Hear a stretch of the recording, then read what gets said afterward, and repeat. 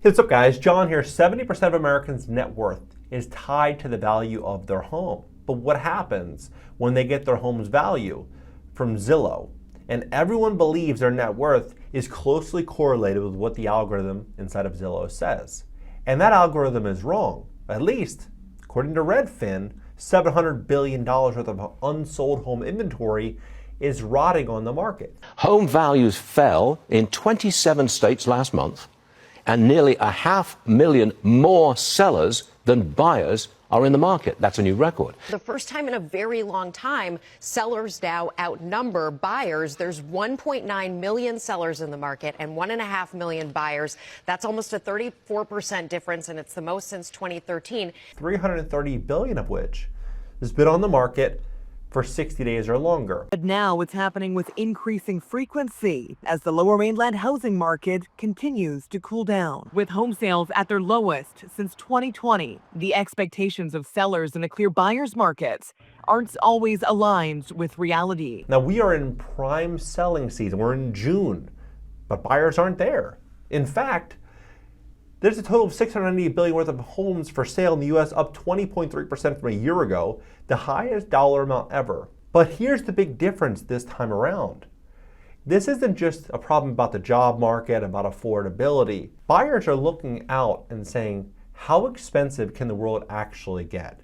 How high will my insurance be in a year, 2 years, 3 years? Where will the taxes be? Do I have the money for that down payment? People are looking at home ownership differently. Years ago, people looked at buying a home and saying, hey, this will be a staple inside of our family's net worth and legacy 10, 15, 20 years down the road. Now many people aren't looking at it that way. They're not saying this is the path to financial freedom. They're saying, what's going to happen next in the world, and does it really make sense to take this risk? In this video, I'm going to break it down and show you what I think is very likely going to happen next and why I believe this is going to be the biggest wealth building opportunity in American history. Please hit the like button. When you do, YouTube will share the content, educating people about what's happening in the U.S. economy. Take a look at this. So, unsold housing inventory worth $608 billion. Now, basically every month, every year, from 2012, everything was kind of picking up. Then 2022, things kind of stalled and then started launching back up. Now, here, Google Trends going from, this is the last 5 years, you can look at the chart every time it's going higher, lower, higher, and then every high is breaking an all-time new high. Now, this is where buyers are. Let's say you're buying a house in Downey. Let's say you're buying one in Compton, or you're buying something in Norwalk, near South LA. Inglewood, $800,000-900,000 $1 million home. Because most people that are watching live in California. They live in New York City, live in San Francisco or Miami in an expensive market. $800,000 nowadays is not a crazy high price. It's kind of just the norm. But with 10% down, you're looking at $6,000 a month. That's if you have a 7%, 7.5% mortgage rate, and you have a 1% tax rate. In LA, you're at 1.25%, right? So you'd be north of $6,000 plus utilities, maintenance, and repairs. And this is if you're getting a $3,000 per year insurance policy, which is very unlikely. So just to buy a basic house, you're looking probably close to $7,000 a month with $80,000 in cash down. But if you were to rent in that very area, you could probably rent something for $4,000 or $5,000. So you could save $2,000 or $3,000 a month and put that $80,000 into your business, or maybe you don't even have the $80,000. So you don't have to come up with the money. But this is where buyers are right now. They're saying, I'm not going to take this risk. I'm not going to do it.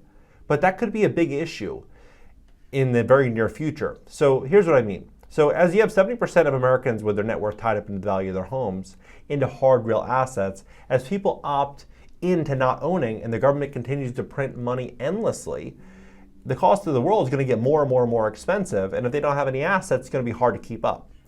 So fascinatingly, years ago, this is like 2-3 years ago, everyone was saying, marry the house, date the rate. You're going to be able to refinance, don't worry about it. As the job market's changing, everything is getting harder, people can't refinance. A lot of people don't have the equity in their homes. And as bank lenders see, there's $700 billion worth of unsold home inventory. And maybe these homes aren't worth what we thought. They're going to continue to contract lending standards.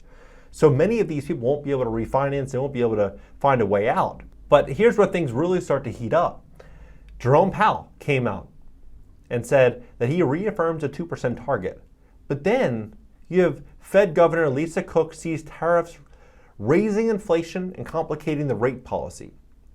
I believe there will not be a situation inside of this year where we're going to see mortgage rates fall in a substantial way. If anything, they're going to stay where they are now or go higher. So if this is happening, what does this also mean for a lot of investors?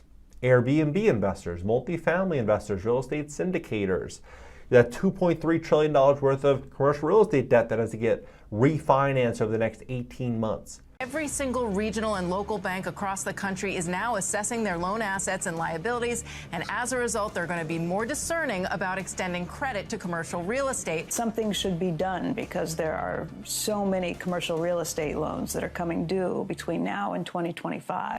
Well, it's going to mean that a lot of these buildings are going to have a hard time. You're going to see vacancy rates increase as business owners contract the amount of employees they need and the amount of expense they have. They're going to try to reduce it as much as possible, one of which will be office square footage.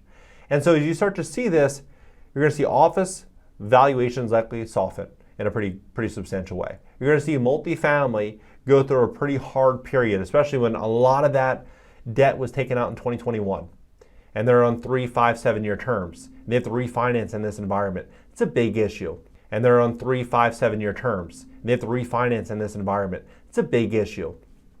So the big opportunity here is going to be capitalizing on distress, being prepared, being positioned, great credit, cash in the bank, good business plan, capitalizing on this because, as I mentioned in the past, money is never lost. It's simply transferred from one group to another. And you just want to position yourself to capitalize on it because if you don't, a corporation will, right? Someone else is going to. So you have to take action. Here it says U.S. Treasury Secretary just said China is withholding some of the products that they agreed to release during our agreement. He confirms these products are rare earth minerals and said maybe it's a glitch in the system, maybe it's intentional. The fact that they are withholding some of the products that they agreed to release during our agreement, maybe it's a glitch in the. I don't know if it's a glitch, but they're setting the stage for a big problem being felt by the bottom 90%. The U.S. Commerce Secretary Lutnick says tariffs are not going away. Even here, sellers need to wake up. This isn't 2021 anymore. A real estate agent says claiming that homes are sitting for weeks after price cuts. The housing market has changed in some areas, but some sellers haven't caught on. Sellers need to wake up and realize that this is not 2021 anymore. Layoffs are ramping up, wages are stagnant, and rates are over 7%, one Northern California real estate agent said on Reddit last week.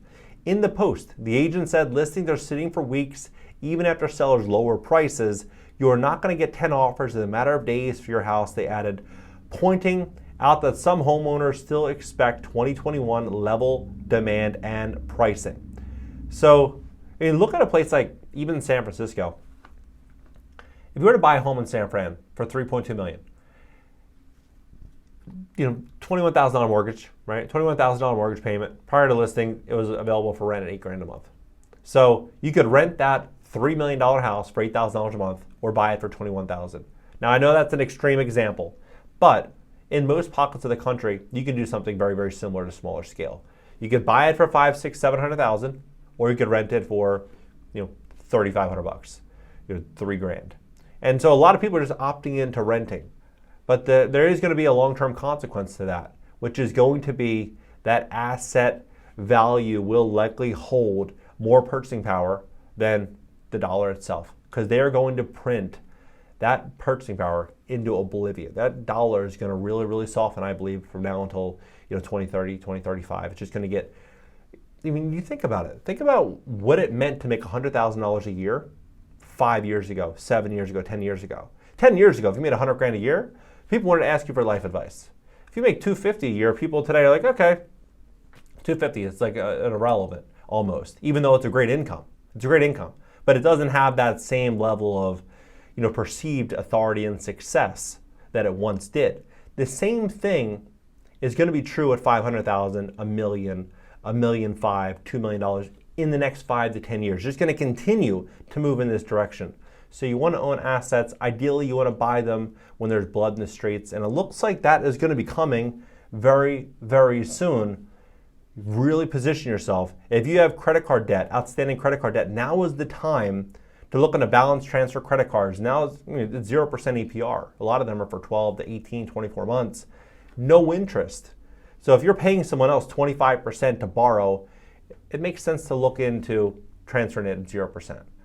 So really strategizing, getting everything in line, because there's a lot of property owners, a lot of people that bought houses at the height of the market. They're going to have to give the keys back to the lender. When they can't sell them, they can't rent them profitably because of rising insurance costs, they're going to have to do something. And some of these people put heavy down payments. So they're going to just take a loss. You're going to see banks unload inventory, sellers taking losses. And what is the value of a home, of an asset, of anything? It's not what the seller wants. It's what the buyer, the highest ready, willing, and able buyer sets the price. The seller sets the asking price, the buyer sets the real price. And so if there's less buyers out there that are willing to strike that check, come up with $100,000, $200,000, $500,000 of down payment, what does that mean? It means the price is going to come down to attract those investors. So I think a big opportunity is in front of us, and it's up to all of us to get out there and get it. Please hit the like button. When you do, YouTube will share the content, educate people about what is happening in the economy. And if you'd like to learn more about what we are doing, we're investing in entry-level housing inside of Cleveland. I believe buying these $80,000, $100,000 houses in really nice communities is going to be a great investment 2, 3, 4, 5 years down the road. We're going to look back on this and realize, wow, that was incredible, right? I don't think that opportunity is going to last. I think a year, 2 years, 3 years, it's gone. But for now, from now until then, there's a lot of opportunity here. And it's not just here. There's other parts of the country. But 5 years ago, there were hundreds of places where you could buy a home in America, little submarkets for $150,000, $200,000, $300,000. Now, you can count those locations on one hand, maybe two hands. In the future, you're not going to be able to count them because it's not going to be available. But what do you think about all this? Let's have a conversation below. And if you have $100K or more, think about investing and want to learn more about what we're doing in Cleveland, you can click the link in the description. Catch you next video.